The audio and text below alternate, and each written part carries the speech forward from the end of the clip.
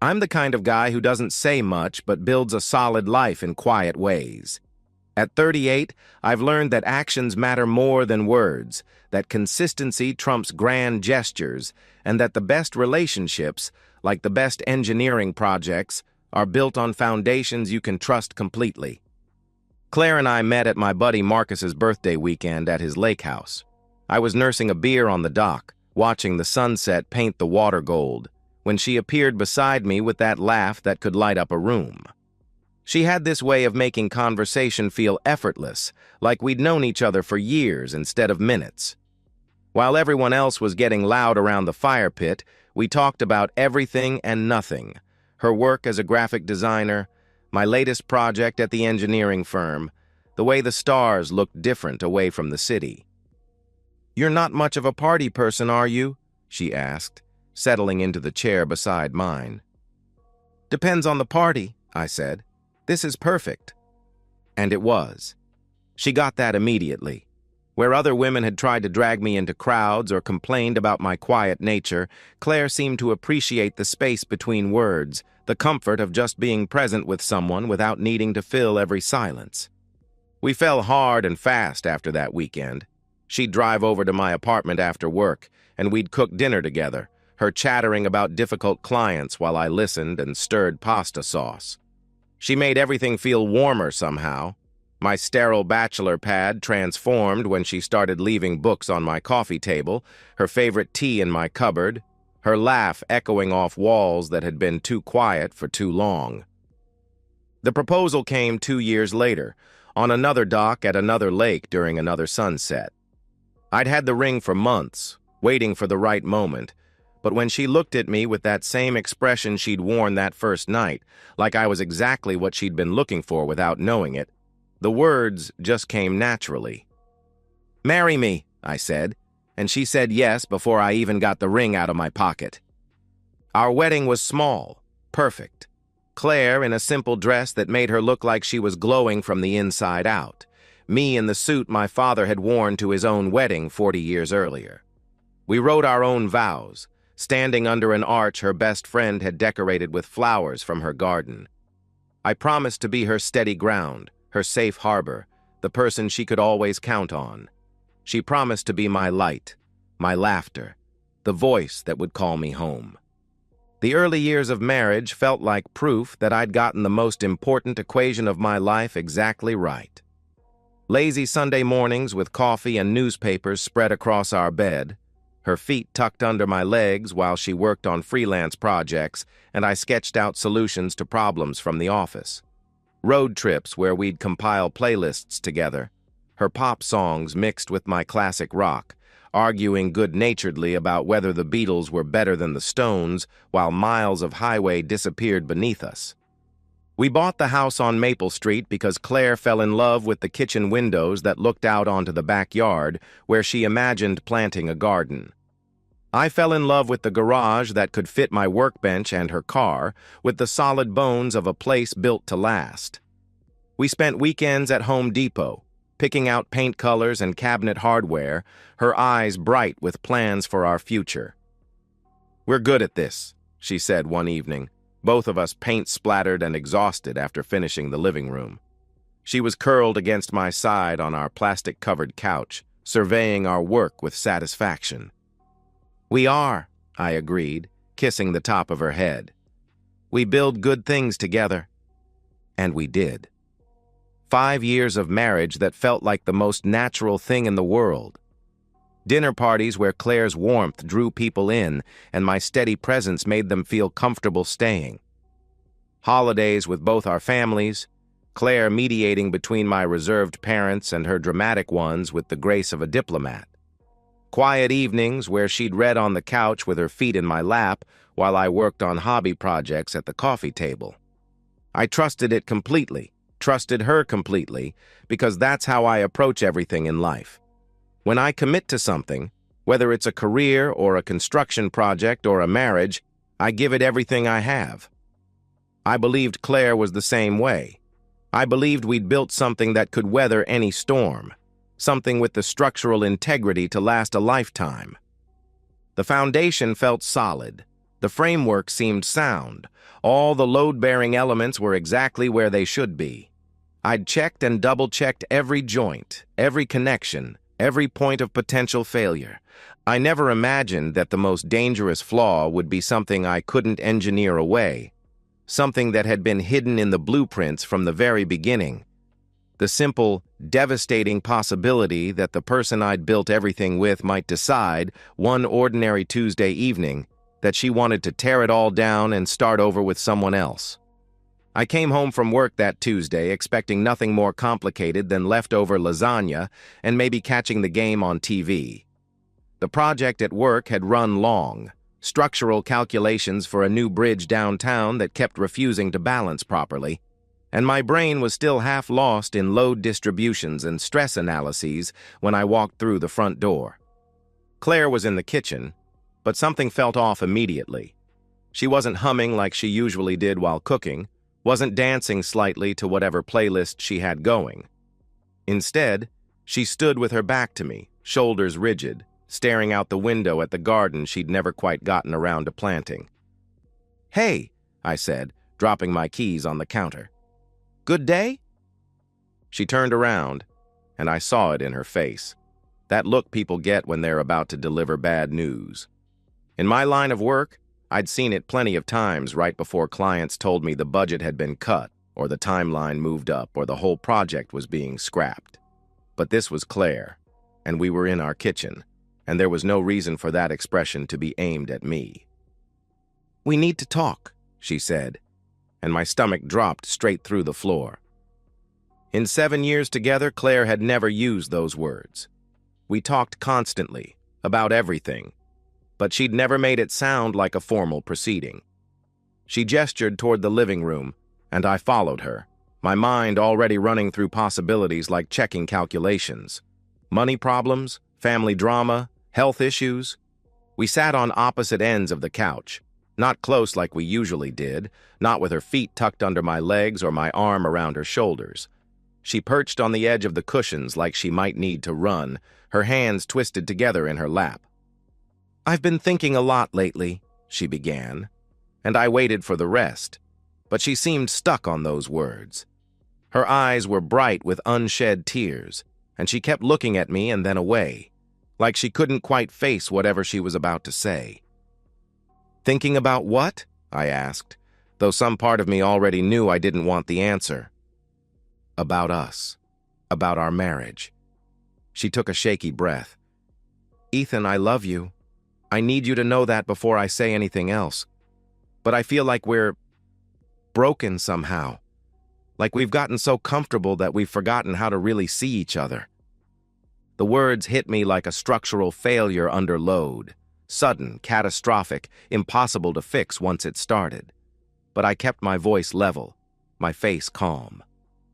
"What do you mean, broken?" "We're like roommates," she said, gaining momentum now that she'd started. "We have our routines, our comfortable patterns, but when was the last time you really looked at me? When was the last time we talked about anything that mattered? Anything beyond what we're having for dinner or whether we need to call the plumber?" I thought about that morning, how she'd kissed my cheek while I drank coffee and read the news, how natural and right it had felt. "I thought we were happy," I said. "So did I for a long time. But lately—" She was crying now, tears sliding down her cheeks while she struggled to find words. "I keep wondering if this is all there is. If I'm going to spend the rest of my life in this same routine, with this same comfortable distance between us, never feeling that spark again, never feeling truly seen or desired or passionate about anything." "Are you having an affair?" The question came out harder than I intended, cutting through her rambling explanation. "No," she said quickly. "No, I haven't cheated. I would never do that to you, to us. But—" She looked up at me with something that might have been hope or might have been desperation. "I've been thinking that maybe we should try being apart for a while. Maybe we need some space to figure out if what we have is worth fighting for, or if we're just staying together because it's easier than admitting we've grown apart." The words kept coming after that, but I stopped hearing them clearly. Something about counseling, about taking time to explore what she might be missing, about being too young to settle for comfortable but passionless. She talked about reconnecting, about rediscovering herself as an individual, about the possibility of coming back together stronger. But all I heard was that my wife wanted to explore other options, that she thought what we'd built together wasn't enough, that she wanted to shop around and see if she could do better. "I don't want to lose you," she was saying when I tuned back in.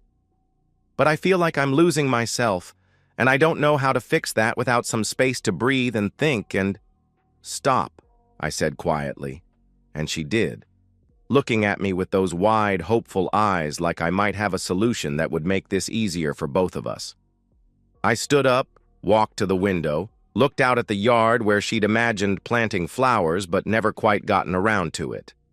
My mind felt strangely clear. "You want space?" I said without turning around. "Yes, but—" she stammered. "You want to explore other options?" I said. "Not other people necessarily, just other possibilities, other ways of being." I turned back to face her.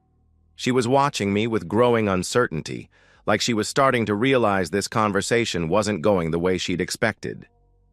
"You have 1 hour," I said. "What?" she asked. "Pack your things, whatever you need for the next few weeks. You can come back for the rest later." My voice sounded perfectly calm to my own ears, professionally detached. "I'll drive you to your parents' house." "Ethan, no, that's not what I meant," she stammered. "It's exactly what you meant." I checked my watch. 58 minutes now." She stared at me like I'd grown a second head. "I wanted to talk about this. I wanted us to work through it together, maybe try counseling first." "Claire." I looked at her directly, and she must have seen something in my expression that made her stop talking. "You just told me you want to explore whether our marriage is worth keeping. You don't ask someone to wait around while you shop for alternatives. Pack your things." "You're being ridiculous. This is exactly the kind of communication problem I'm talking about. You're not even trying to understand." "I understand perfectly." I sat back down, but not close to her. "You're not happy. You think something better might be out there. You want to find out without losing your safety net. And you expected me to sit here and negotiate with you about it."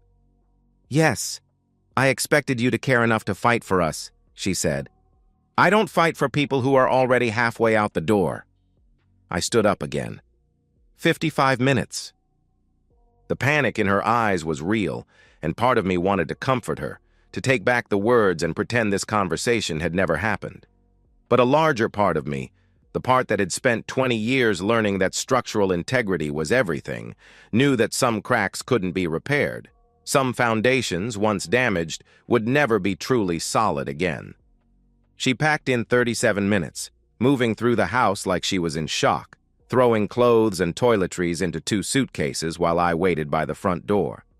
She kept trying to start conversations, explanations, apologies, attempts to reframe what she'd said, but I didn't respond. There was nothing left to discuss. The drive to her parents' house was silent except for her crying. I kept my hands steady on the wheel, my eyes on the road, my mind carefully blank. When I pulled into their driveway, she turned to me one last time. "This isn't what I wanted," she whispered. "It's exactly what you wanted," I said. "You just thought it would cost less." I helped her carry her bags to the door, waited until her mother answered and pulled her inside with concerned questions, then drove home to our empty house and began the methodical process of moving forward without her. 3 weeks later, my phone buzzed with another text from Claire. I glanced at it while reviewing blueprints at my desk, then set the phone aside without reading the full message. I'd caught enough to know it was another variation on the same theme: regret, explanation, a plea for conversation. The divorce papers had been filed 2 days after I dropped her at her parents' house. My lawyer, Jim Patterson, had handled my real estate transactions and knew me well enough not to ask too many questions when I called him that Wednesday morning. "You sure about this, Ethan?" he'd asked. "No kids? Minimal assets to divide, clean break, but once we file, it gets complicated to undo. File it, I'd said, and he had. Since then, Claire had launched what could only be described as a campaign. Texts at all hours, voicemails that started apologetic and grew increasingly desperate, long emails explaining what she'd really meant, how I'd misunderstood, how she'd just been going through a phase and never intended for us to actually separate. She'd apparently told her parents and friends some version of events that made me look like the unreasonable one, because I'd fielded calls from her mother and sister, and at least 3 mutual friends asking if we could work things out. I'd been polite but clear with all of them. Claire had asked for space to explore other options, and I'd given her exactly what she requested. If she was unhappy with the arrangement, that was between her and her own choices. The most awkward conversation had been with Marcus, whose birthday party had introduced us in the first place. He'd shown up at my apartment on a Saturday morning with coffee and the kind of concerned expression usually reserved for interventions. "Claire called Sarah crying," he said, settling into my kitchen chair like he planned to stay a while. "Says you won't return her calls, won't consider counseling, just served her with papers like she was some stranger." "She's not a stranger," I said, pouring my own coffee. "She's the woman who told me our marriage wasn't enough for her and she needed to explore other possibilities." "That's not how she tells it." "I'm sure it's not." I leaned against the counter, studying my oldest friend. "Marcus, what would you do if Sarah came home one day and said she wasn't sure your marriage was worth keeping, wanted some space to figure out if she could do better?" He was quiet for a long minute. "I'd probably lose my shit completely." I didn't lose my shit. I listened to what she said and responded accordingly. I sipped my coffee, found it bitter but drank it anyway. She wanted to explore other options. I'm letting her explore. She's miserable, man. Whatever she thought she wanted, she doesn't want it now. Then she's learning something valuable about herself. Marcus left after an hour, shaking his head like I was making a mistake he couldn't quite identify. But I saw understanding in his eyes, too. The recognition that what Claire had asked for wasn't really negotiable. You can't unring that bell. You can't ask your spouse to wait patiently while you figure out whether they're good enough to keep. The social fallout was manageable but persistent. Dinner invitations that had included both of us suddenly became awkward. Friends who didn't know whose side to take. The assumption that I must be devastated, that I was putting on a brave front while secretly hoping for reconciliation. The truth was simpler and more complicated than that. I wasn't secretly devastated. I was methodically rebuilding, the same way I'd approach any other major structural project. Step 1, assess the damage. Step 2, salvage whatever could be saved. Step 3, clear the foundation and start fresh. The house felt different without Claire's presence, but not empty. Quieter, yes, but not lonely. I established new routines, claimed spaces that had been hers, rearranged furniture to suit my preferences instead of our compromises. The kitchen table where we'd shared thousands of meals became my workspace for evening projects. The bedroom we'd shared became simply my bedroom, the bed made according to my standards, the closet reorganized to accommodate only my clothes. I was eating dinner at that table, take-out Thai food and engineering journals, when I saw her through the front window. Claire was sitting in her car across the street, just sitting there in the growing dusk, staring at the house. I watched her for 10 minutes, neither of us moving, then got up and closed the blinds. The next morning, there were flowers on my front porch, white roses with a card in her handwriting. "I'm sorry. I made a terrible mistake. Please call me. I love you." I put the flowers in the trash can without bringing them inside. 2 days later, I was coming out of the grocery store when I saw her again, this time walking across the parking lot with someone I didn't recognize. A tall guy with carefully styled hair and expensive-looking clothes, the kind of man who probably used more hair products than most women. They were laughing about something, her head thrown back in that way I remembered, her hand briefly touching his arm. I finished loading my groceries, drove home, and realized I felt nothing stronger than mild curiosity. She was doing exactly what she'd said she wanted to do, exploring other options. The fact that she was apparently doing it while simultaneously begging me to take her back only confirmed that I'd made the right choice. The divorce was finalized on a Tuesday in October, exactly 6 months after that conversation in our living room. Jim called me at work to let me know the judge had signed the papers, that it was officially over. Claire hadn't contested anything. The house, the savings account, the division of assets. She'd signed everything her lawyer put in front of her like she was still hoping cooperation might earn her a second chance. That evening, I opened a bottle of wine I'd been saving for a special occasion and toasted the end of one chapter and the beginning of another. Not in celebration, not in bitterness, but in recognition of a task completed efficiently and thoroughly. I was free to build something new, and this time I'd be more careful about checking the foundation. The first year after the divorce, I learned the difference between being alone and being lonely. Alone was coming home to a quiet house and choosing how to spend my evening without negotiating or compromising. Alone was discovering I actually enjoyed cooking when I only had to please myself, that I could spend entire weekends working on projects without interruption, that silence could be peaceful rather than awkward.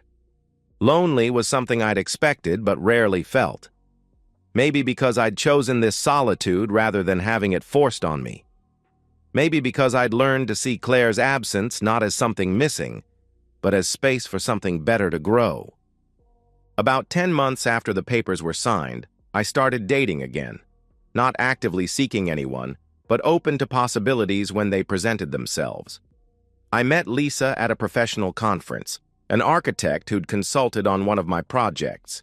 She was smart, independent, knew what she wanted, and seemed to appreciate the same qualities in me. We started with coffee meetings that turned into dinner dates, taking things slowly but steadily. I ran into Claire at the coffee shop on 5th Street about 14 months after the divorce was final. She was sitting alone at a corner table, looking tired in a way that makeup couldn't quite hide. When she saw me in line, her face went through several expressions before settling on something that might have been hope. "Ethan," she said as I passed her table with my order. "Claire." I paused, studying her face. She looked older somehow, or maybe just worn down. "How are you?" She gestured to the empty chair across from her. "Can you sit for a minute?" "Please." I had nowhere pressing to be, so I sat. She wrapped her hands around her coffee cup like she needed the warmth, even though it was a mild spring day. "I heard you're seeing someone," she said after a moment. Word traveled fast in our circle. Lisa and I had been together for 4 months now, taking things slowly but steadily. She understood about foundations, about building things that last, about the difference between settling and choosing wisely. "I am," I said simply. Claire nodded like she'd been expecting that answer. "Is it serious?" "Could be." I watched her face carefully. "Why?" She looked down at her coffee, then back at me. "I miss you. I miss us. I know I screwed everything up. I know you probably hate me. But I had to try one more time. What I did, what I said that night, it wasn't really about you or about us. I was just, I don't know. Scared of getting older, scared of settling, scared of missing out on something. But I was wrong about all of it. What do you want from me, Claire? I want to know if there's any chance, any possibility that we could try again. I've had over a year to figure out what I really want, and it's you. It was always you." I sipped my coffee, considered her words, felt the familiar absence of the anger or hurt she probably expected to find. "How did the exploring go?" I asked. Her cheeks flushed. "It was a mistake, all of it. I thought I wanted excitement, passion, the kind of romance you see in movies. But that's not real life, is it? Real life is what we had. Trust, stability, someone who shows up every day. And you figured that out by dating other people. Yes. She met my eyes directly. I had to lose it to understand what it was worth. I nodded slowly. The thing is, Claire, I didn't have to lose it to know what it was worth. I knew exactly what we had, and I was committed to keeping it. You're the one who decided it wasn't enough. I know. I was an idiot. You weren't an idiot. You were honest about what you wanted, and I gave you exactly that. I finished my coffee, set the cup down. You wanted to explore other options, so I freed you up to explore. You wanted space to figure things out, so I gave you all the space you could possibly need. You wanted to know if you could do better than what we had, and now you do. And I can't, she said quietly. I can't do better than what we had. Maybe not, but I can. The words hung between us for a moment. She looked like I'd slapped her, and I realized she'd come here expecting a different conversation entirely. She'd expected me to be wounded, waiting, grateful for her return. What does that mean? She asked. It means I've learned some things this past year, too. I've learned that I deserve someone who doesn't need to shop around to figure out that I'm worth keeping. I've learned that the kind of love I want to build my life on doesn't come with escape clauses and trial separations. I stood up, looked down at the woman I'd once planned to spend my life with. She was beautiful still, familiar in ways that tugged at old habits of affection. But she was also a reminder of the most important lesson I'd learned in 39 years. Sometimes the most loving thing you can do is let someone go find what they're looking for, even if it means they might find out it wasn't you. I hope you find what you're looking for, Claire. I really do. But it's not going to be with me.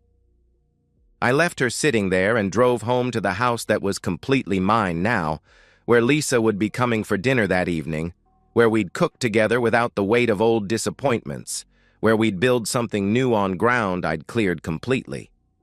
6 months later, I proposed to Lisa on my back deck, the one Claire had never gotten around to helping me finish. Lisa said yes without hesitation, like she'd been waiting for the question as long as I'd been waiting to ask it. We're planning a wedding for next fall. Lisa understands about foundations, about building things that last, about showing up every day ready to invest in what you've chosen to build together. She's never asked me to compete for her attention or prove my worth through grand gestures. She shows up every day the same way I do, ready to build something together that neither of us wants to walk away from. Sometimes I wonder what would have happened if I'd handled that night with Claire differently, if I'd fought harder, or agreed to counseling, or tried to win her back. But those wonderings never last long. I gave Claire exactly what she asked for, and in doing so, I gave myself the chance to find someone who would never ask for it in the first place. That's not revenge. It's just the natural consequence of building your life on solid ground and refusing to settle for anything less than someone who's grateful to be there with you. And so, we've reached the end of today's story. Was it what you expected, or did it take a twist you didn't see coming? I'm curious to hear your thoughts. Share them in the comments below, and let's get a conversation going. If this story kept you hooked, make sure to hit that like button. And if you're new here or just haven't subscribed yet, now's the perfect time to join our community. I bring you fresh, captivating stories every day, so click that subscribe button and turn on notifications so you never miss out. Thanks for watching, and I'll see you in the next one.